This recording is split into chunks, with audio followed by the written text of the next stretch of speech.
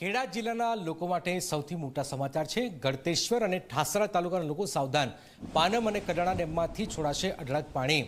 રાત્રે 11:30 કલાકે છોડાશે 3.5 લાખ ક્યુસેક પાણી। નદી કિનારાના ગામોને સાવચેત રહેવાની સૂચના છે। સુરક્ષિત સ્થળે ખસી જવા કલેક્ટરે અપીલ કરી છે। ખેડા જિલ્લા કલેક્ટરે અપીલ કરી છે કે કોઈપણ વ્યક્તિ ગળતેશ્વર અને ઠાસરા તાલુકામાં આવતા નદી કિનારાના ખેતરો નીચાણવાળા વિસ્તારોમાં ન જાય। સાથે જ ખેડા જિલ્લાના તમામ તાલુકાના મામલતદાર તલાટી અધિકારીઓને હેડક્વાર્ટર ન છોડવાની સૂચના પણ આપવામાં આવી છે। તો આપાતકાલીન પરિસ્થિતિ માટે ખેડા જિલ્લા ઇમરજન્સી કંટ્રોલ રૂમ શરૂ કરવાની સાથે જ ખેડા જિલ્લા કલેક્ટર દ્વારા ઇમરજન્સી નંબર પણ જાહેર કરાયો છે।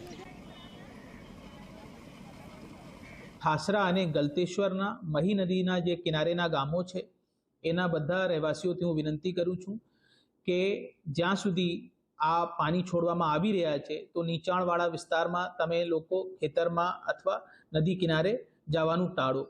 અને જે નીચાણના વિસ્તારો છે એને ઇવેક્યુએશનની પ્રક્રિયા અમે હાથ ધરી છે, આમાં તમે મદદરૂપ બનો।